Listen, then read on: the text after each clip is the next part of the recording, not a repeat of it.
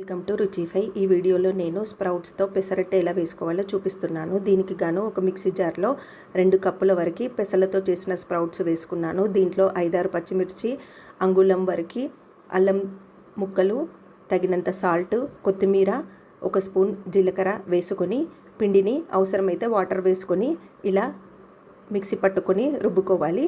ఇప్పుడు ఈ మిశ్రమాన్ని ప్యాన్ పైన పెసరట్లాగా వేసుకొని పైనుండి ఎర్రకారంని అప్లై చేస్తున్నాను.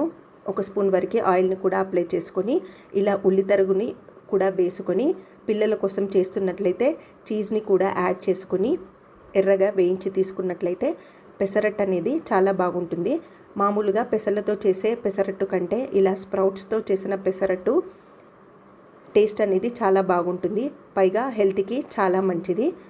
తప్పకుండా ఒకసారి ట్రై చేసి చూడండి. వీడియో నచ్చితే లైక్ చేయండి.